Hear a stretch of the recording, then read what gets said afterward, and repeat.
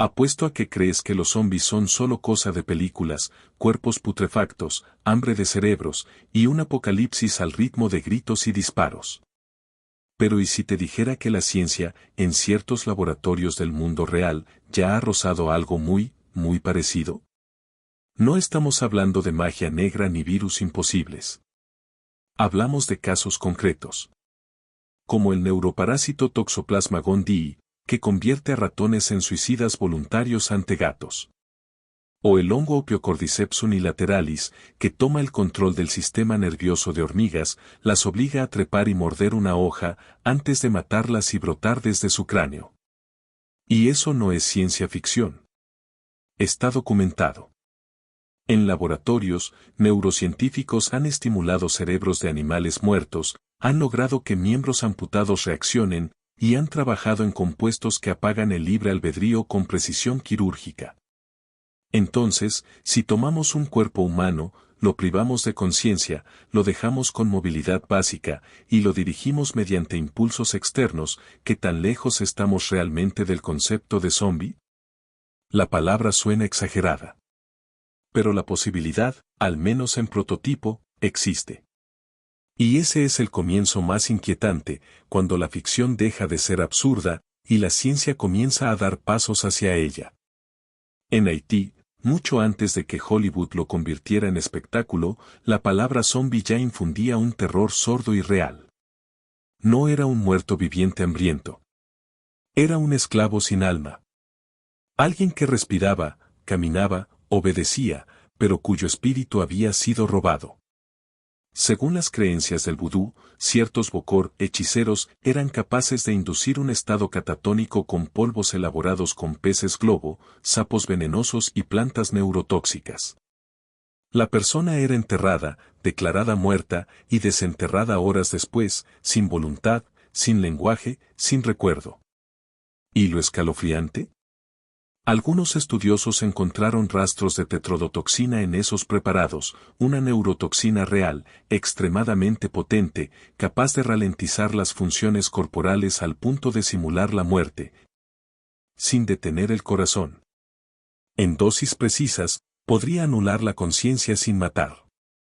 Lo que deja un cuerpo en pie, pero casi vacío. La ciencia médica occidental observó esto con escepticismo, hasta que comenzaron a aparecer informes clínicos que hablaban de síndromes posthipóxicos similares. Pacientes que, tras experiencias de muerte aparente, volvían con funciones motoras básicas, pero sin identidad ni lenguaje. Como si algo se hubiera cortado entre su cuerpo y su yo. Esto ya no era magia. Era farmacología, trauma cerebral y manipulación de estados de conciencia. Y si se pudo hacer con polvos rudimentarios y fórmulas empíricas hace siglos, ¿qué haría un laboratorio moderno, con acceso a nanotecnología, ingeniería genética o estimulación cerebral profunda?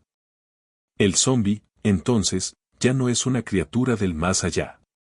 Es una posibilidad técnica, empujada por el conocimiento. Dormida aún. Pero no tan imposible como creímos. En 2014, un equipo de científicos de Yale logró algo inquietante, restauraron parcialmente las funciones celulares de cerebros porcinos horas después de la muerte. El proyecto, llamado BrainX, reactivó la circulación, algunas respuestas sinápticas e incluso cierto metabolismo en tejido cerebral que, teóricamente, ya estaba muerto. No despertaron conciencia, ni pensamiento, ni memoria. Pero el hecho de que algo se reencendiera tras la muerte clínica fue suficiente para sacudir los límites éticos de la neurociencia. ¿Y si ese tejido reanimado pudiera, algún día, conectarse con un cuerpo operativo? ¿Y si pudiera recibir órdenes simples, automatizadas, desde un sistema externo? Agrega a eso los experimentos rusos de mediados del siglo XX, donde se mantuvieron perros vivos, o al menos activos, mediante aparatos extracorpóreos que bombeaban sangre y oxígeno. O los estudios con ratas decapitadas que aún mostraban reacciones neuromusculares segundos, incluso minutos, después de la separación. Estamos ante piezas aisladas de un rompecabezas más grande. Nadie ha unido aún todos los componentes. Pero la ciencia ya ha tocado cada punto necesario: reactivación celular, estimulación nerviosa, control externo de movimiento y supresión de la conciencia. El cuerpo puede vivir sin mente. El cuerpo puede moverse sin alma. Y bajo ciertas condiciones, el cuerpo puede obedecer. El zombi, entonces, no es un cadáver tambaleante en busca de cerebros. Es una creación más fría. Una máquina biológica sin voluntad, programada para hacer lo que no haría en vida. Y la pregunta ya no es si puede existir. Es si alguien querría fabricarlo. El Pentágono tiene un plan.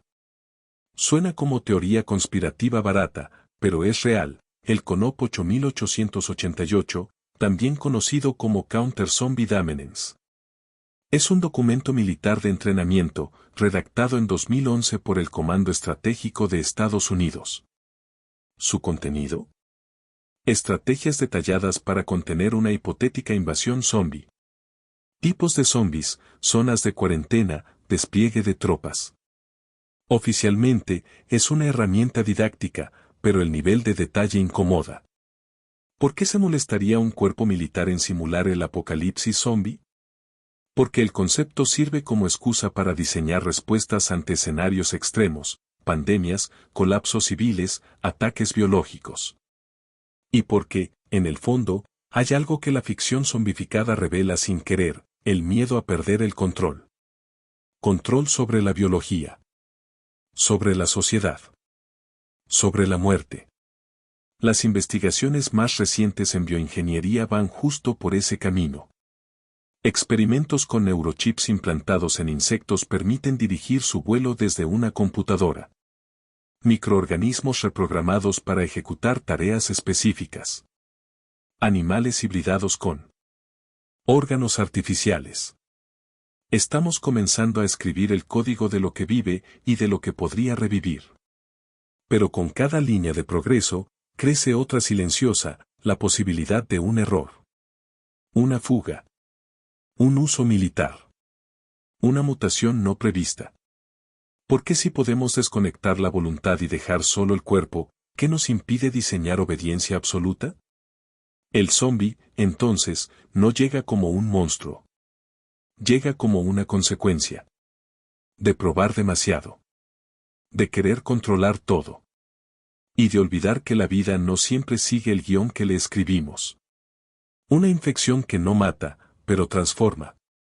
Esa es la hipótesis más analizada por los virólogos que se atreven a explorar escenarios zombies desde un enfoque científico. No hablamos de resurrección, sino de alteración profunda del comportamiento humano por vía patógena. Y el modelo más citado no es una película. Es un hongo.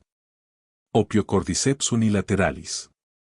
Infecta hormigas, toma control de su sistema nervioso, las obliga a trepar vegetación y, desde ahí, estalla su esporulación. La hormiga no está viva. Tampoco exactamente muerta. Es un recipiente obediente hasta el final. Y no es el único caso. En caracoles, ranas, grillos, se han documentado parásitos capaces de inducir movimientos específicos, cambios de color, incluso comportamientos suicidas. El salto a los mamíferos no ha ocurrido.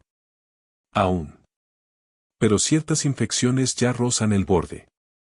La rabia, por ejemplo, afecta el cerebro, anula el razonamiento, incrementa la agresividad. Tiene un largo periodo de incubación y es letal si no se trata. No convierte a nadie en zombi, pero da pistas de cómo un patógeno podría alterar el sistema límbico de un huésped humano.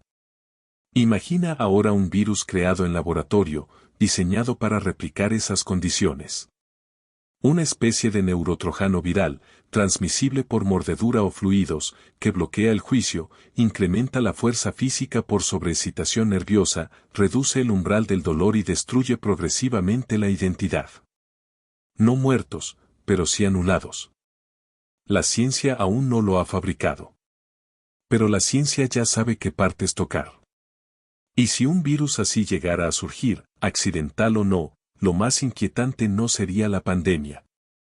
Sería que los primeros infectados no se notarían distintos. Caminando entre todos. sin fiebre, sin heridas. Solo con la mirada perdida y la voluntad ajena. Una vez que la infección cruza la línea del brote inicial, lo siguiente no es el caos inmediato. Es la reorganización forzada.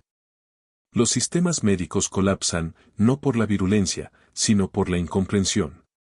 Hospitales saturados con pacientes que no responden a sedantes, que atacan al personal, que no sienten dolor.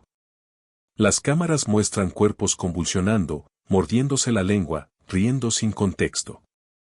Los informes se contradicen, ¿es neurológico, inmunológico, psicológico? Mientras tanto, las fuerzas de seguridad intervienen con una mezcla de manual antiterrorista y control de disturbios.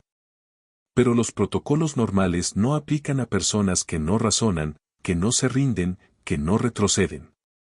El ejército cierra barrios, ciudades. Hay órdenes de fuego sin advertencia. Las primeras transmisiones abiertas de ataque son retiradas de redes en menos de una hora. Las cuentas que las suben son suspendidas. Silencio institucional. En paralelo, grupos privados, biotecnológicas, farmacéuticas, universidades, comienzan a filtrar fragmentos de información. Algunas hablan de un agente viral con capacidad de alterar el sistema dopaminérgico.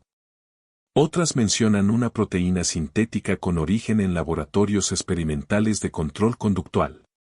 Nadie da el nombre completo. Nadie reclama la autoría.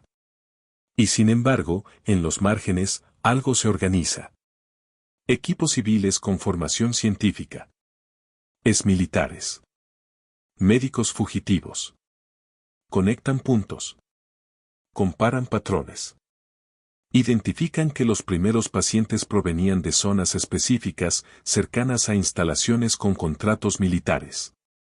En foros cerrados, circula una palabra, Proyecto Némesis. No hay documentos públicos. No hay confirmaciones oficiales.